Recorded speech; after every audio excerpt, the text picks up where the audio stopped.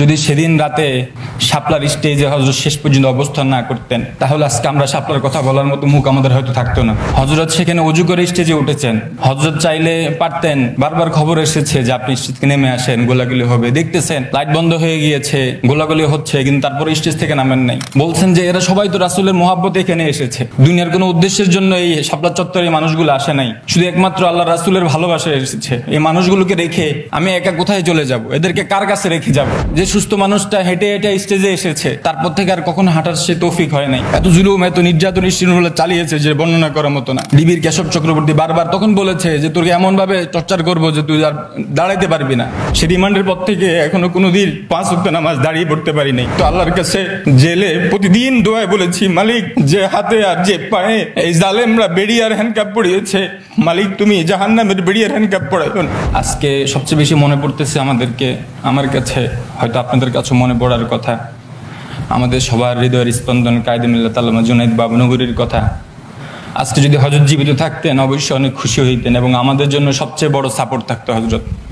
কারণ আমাদের বড়দের মধ্য থেকে, আমাদের আকাবিদ থেকে, যিনি সবচেয়ে বেশি দ্বীন ইসলাম কায়েম করার জন্য, আল্লাহর জমিন আল্লাহর দ্বীন প্রতিষ্ঠার জন্য যিনি সবচেয়ে বেশি মেহনত করতেন এবং মনে প্রাণে সেটাকে লালন করতেন, যারা আপনার কাছ থেকে দেখেছেন বা হুজুরের চিন্তা চেতনা আদর্শ থেকে দেখেছেন যে হযরত কিভাবে দ্বীনের জন্য, দ্বীন ইসলাম রক্ষার্থে কিভাবে আপোষহীন যে ভূমিকা হযরত রেখে গিয়েছেন। আজকে আমরা শাপলার কথা বলি, যদি সেদিন রাতে শাপলার স্টেজে হযরত শেষ পর্যন্ত অবস্থান না করতেন, তাহলে আজকে আমরা শাপলার কথা বলার মতো মুখ আমাদের হয়তো থাকতো না। হযরত সেখানে ওযু করে স্টেজে উঠেছেন। হযরত চাইলে পারতেন, বারবার খবর এসেছে যে আপনি স্টেজ থেকে নেমে আসেন, গোলাগুলি হবে, দেখতেছেন লাইট বন্ধ হয়ে গিয়েছে, গোলাগুলি হচ্ছে, কিন্তু তারপরে স্টেজ থেকে নামেন নাই। জোর করে ছাত্ররা ধরে স্টেজ থেকে নেমে নিয়ে এসেছেন। বলছেন যে এরা সবাই তো রাসূলের মহব্বতে এখানে এসেছে, দুনিয়ার কোনো উদ্দেশ্যের জন্য এই শাপলা চত্বরে এই মানুষগুলো আসে নাই, শুধু একমাত্র আল্লাহ রাসূলের ভালোবাসায় এসেছে। এই মানুষগুলোকে রেখে আমি একা কোথায় চলে যাব? এদেরকে কার কাছে রেখে যাব? ওনাদের যে অবস্থা হবে আমারও একই অবস্থা হবে। ওদেরকে রেখে আমি কোথায় যাব? শেষ পর্যন্ত নামেন নাই, জোর করে নামানো হয়েছে। যে সুস্থ মানুষটা হেঁটে হেঁটে স্টেজে এসেছে, তারপর থেকে আর কখনো হাঁটার সে তৌফিক হয় নাই। হুইল চেয়ার থেকেও এই হিন্দুত্ববাদী ভারত রাষ্ট্র, জালেম ফেসিস্ট লেডি ফেরাউন কর্তৃক বিভিন্ন ধরনের চাপ প্রয়োগ করে কত ধরনের নির্যাতন নিষ্পেষণ করেছে হুজুরের উপর, কত ধরনের চাপ হুজুরের উপর ছিল, কত ধরনের লোভ, কত ধরনের প্রতারণা, আমাদের কাছের দূরের সবকিছুর পরেও নীতি আদর্শের যে আমাদের উত্তম আদর্শ আমাদের সামনে রেখে গিয়েছেন, মৃত্যু পর্যন্ত কখনো কোনো বাতিলের সাথে তাগুতের কাছে মাথাকে নোয়ায় নাই। আমরাও যারা হযরতের উত্তরসূরিরা আছি, হযরতকে ভালোবাসি, হযরতের নীতি আদর্শকে ফলো করি, আমাদেরকেও তো অনেক ভাই এখানে সামনে আছে, আমি দূর থেকে লেকচার শুনেছি, অনেকে দেখছি বিভিন্ন মামলায় রিমান্ড, জুলুম, নির্যাতন সহ্য করেছে। আমার উপরও হেফাজতের মামলায় গ্রেপ্তার করেছে, 8টি মামলা দিয়েছে সন্ত্রাস দমন বিরোধী আইন অর্থাৎ জঙ্গি মামলা। একে একে এগুলোর জন্য প্রায় 1 মাস রিমান্ডে অমানসিক নির্যাতন, রিমান্ড সহ্য করেছি। সেগুলো বলার মতো সময় এখানে নাই। আল্লাহ যদি হায়াতে সুযোগ দেয় হয়তো বলার সুযোগ হবে। তো এখনও যদি আমাদেরকে বিভিন্ন ধরনের আবারও যদি দ্বীন ইসলাম কায়েমের জন্য ডাক আসে, রক্ত দিতে হয়, আমরা কি আমাদের মামলা মোকদ্দমা এগুলোর দিকে তাকিয়ে আমরা কি পিছপা হয়ে যাব? আমাদের কি পিছু হওয়ার সুযোগ আছে? নবীর দ্বীন ইসলাম রক্ষার্থে আমাদের তো মৃত্যুর শেষ শ্বাস পর্যন্ত আমাদেরকে সেই কোরবানি দিয়ে যেতে হবে। আমাদের চেষ্টা তো আমাদের করে যেতে হবে, আমরা যতটুকু পারি আমাদের চেষ্টা আমাদের করে যেতে হবে। আমাদের এটাই তো আদর্শ, এটাই তো আমাদের কাজ।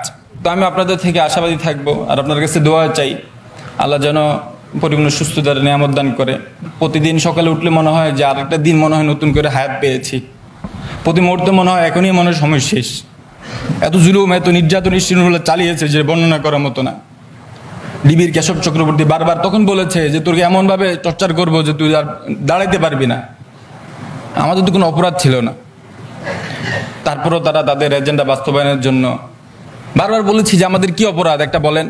বলতেছে উপরের চাপ। এই যে আমাদের বড় ভাইরা বারবার বলতেছিল যে তারা নিজেদের র্যাঙ্ক বাড়ানোর জন্য, পজিশন বাড়ানোর জন্য নিজেদের উপরের শুধু উপরের ওয়ার্ডার এগুলো বলে বলে অসংখ্য অগণিত নিরপরাধ মানুষের উপর কি পরিমাণ জুলুম নির্যাতন করেছে আপনারা সবাই জানেন। তারা তাদের বিচার অবশ্যই দুনিয়া আখিরাতে পাবে। আল্লাহ তাআলা কখনো কোনো জালেমকে ছাড় দেন না।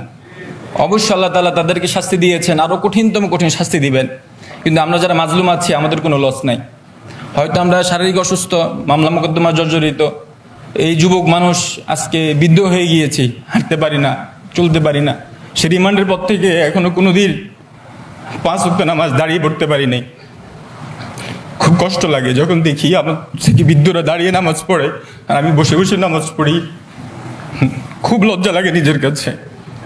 এই যে কষ্টগুলো তারা আমাদের এই যৌবন জীবনটাকে রিমান্ডে টর্চার করে শেষ করে দিয়েছে, এটার বিচার হয়তো দুনিয়াতে কখনো পাবো না। কিন্তু আল্লাহর কাছে জেলে প্রতিদিন দোয়ায় বলেছি, মালিক যে হাতে আর যে পায়ে এই জালেমরা বেড়ি আর হ্যান্ডকাপ পড়িয়েছে, মালিক তুমি জাহান্নামের বেড়ি আর হ্যান্ডকাপ পড়াইবেন। অন্তত এটা বলার আল্লাহ তৌফিক দিয়েছেন এবং দিলে বিশ্বাস হয়েছে যে অবশ্যই আল্লাহ তাআলা জালেমের জেলখানার এই জুলুম অত্যাচারের কারণে অবশ্যই আল্লাহ তাআলা কখনো দুজকের হ্যান্ডকাপ আর বেড়ি পড়াবে না। যারা আমরা জুলুমের শিকার হয়েছি আমাদের কোনো লস নাই। যারা দিনের কাজ করতে গিয়ে সামনে জুলুমের শিকার হবো, আমাদের দুনিয়া আখিরাতে কোথাও কোনো লস নাই। কষ্ট হবে, দিন কায়েম তো কষ্টেরই পথ। সুতরাং কষ্ট, মামলা মোকদ্দমা এগুলোর ভয়ে আমরা পিছপা হয়ে যাব না। আল্লাহ তাআলা সবাইকে দিন কায়েমের লড়াইয়ে এক হয়ে থাকার জন্য তৌফিক দান করুক।